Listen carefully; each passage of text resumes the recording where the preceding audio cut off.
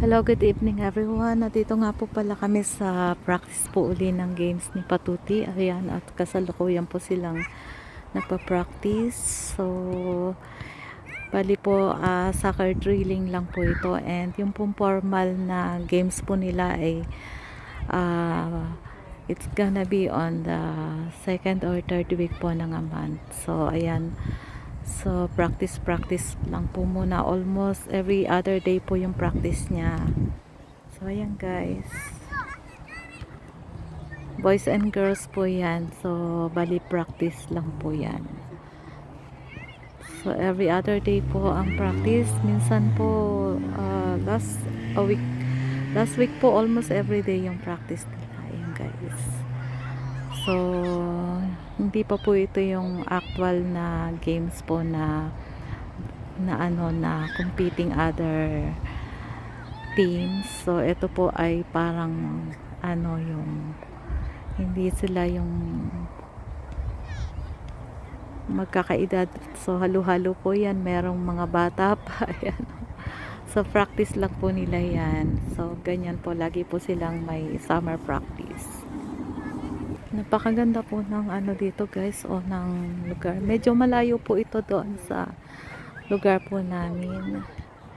Pero malawak po ito eh. Ayan guys. Meron pa po doon sa isang area po na yun.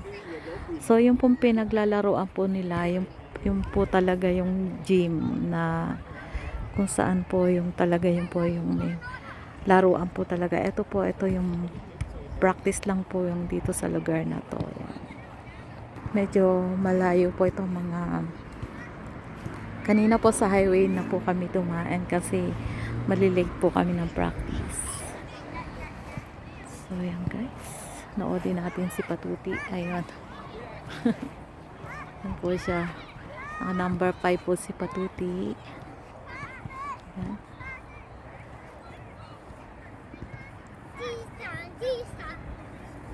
Nakakatuwa lang po sila dahil talaga napaka-active po nila. So ayan, si Patuti. Panoorin po natin. Ayun. Cute. Guys. Mama, did you tell him yes?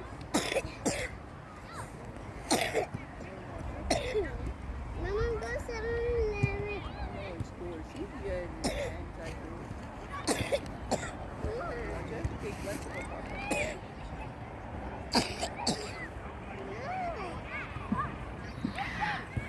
Oops. So, ayan po. So, tuwing hapon po, after po, actually galing po ako sa trabaho ngayon and syempre po, supportive mommy. So, kahit pagod sa trabaho, kailangan po natin suportahan. Yan po kasi yung hilig niya po na laro yung soccer. So, kailangan po natin siyang suportahan. Actually, dalawa na po, magiging busy na po siya kasi in-enroll din po namin siya sa swimming lesson po. So, dalawa po yung magiging activities niya. Gawin po namin siyang busy kasi medyo nag-gain po siya ng weight. So, kailangan na po namin siyang i-diet ng konti. Though kahit medyo po siya, matangkad naman po kasi siya kahit medyo po siya ng konti, malusog siya ng konti, pero matangkad naman po siya. Matataasan pa nga niya po ako pero kailangan pa rin po namin siyang i-maintain po yung niya kasi ayoko naman rin po na medyo sobrang lusog niyang hands on mommy po kasi ako talagang pinapakain ko siya na pinapakain. So ayun po, kasalanan ko rin po kasi masyado ko siyang pinakain na pinakain. So ngayon po, bali magiging busy na po siya dahil in-enroll din po namin siya sa swimming lesson para medyo ma-turn down po na konti yung kanya pong timbang. And anyway, ayan nga po, maliksi naman po siyang tumakbo ayun.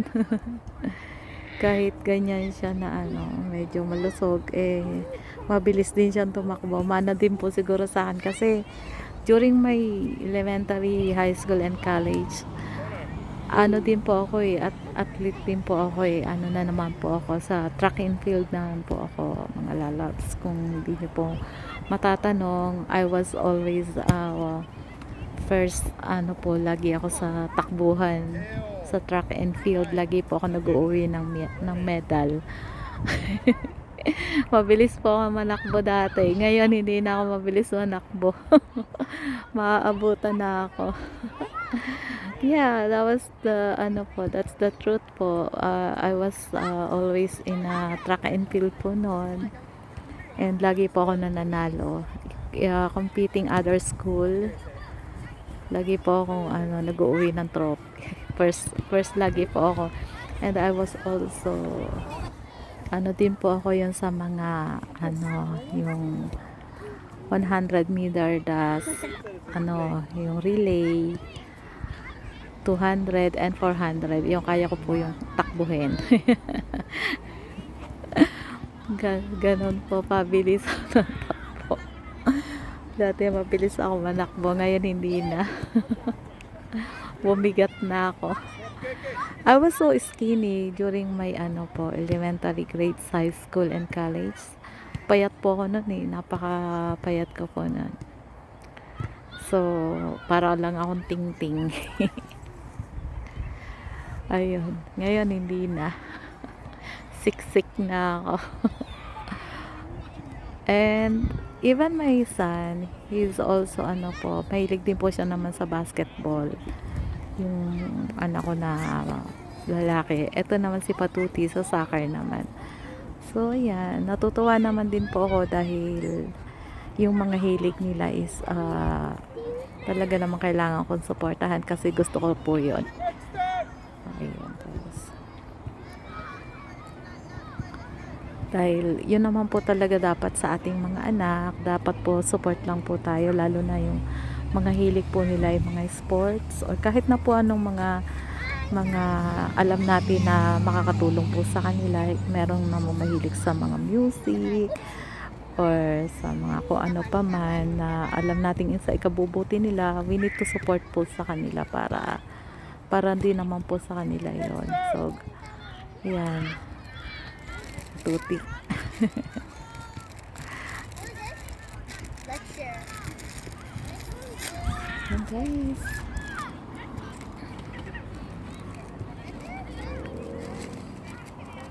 One hour lang naman po lagi yung practice nila. So, yan.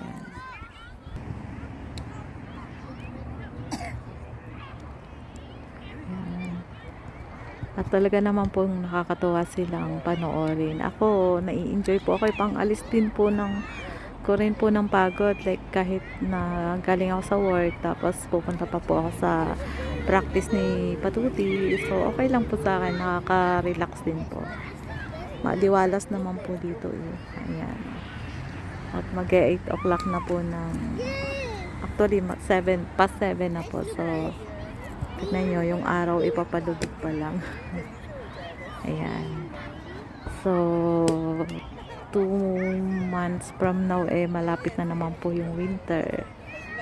So ayan, indoor games na naman po yon ang ating may ipakita sa inyo mga lalabs. So ayan, parang ang bilis nga po ng summer eh, parang kasa summer lang tapos mag-winter na uli. Mabilis lang po yung ano, yung summer. Medyo mahangin na nga po eh, malamig na po ng konti.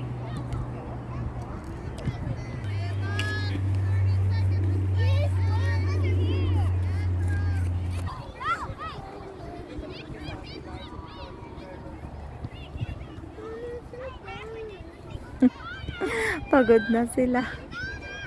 Ayan, 1 hour po kasi yung practice nila guys. So ayan, parang tapos na po. So ayan, natapos na naman ng isang practice. And ako po bukas ay may pasok din po.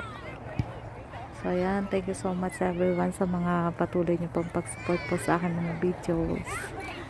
Thank you so much. I hope po na magkita-kita po ulit tayo sa mga susunod ko po mga videos.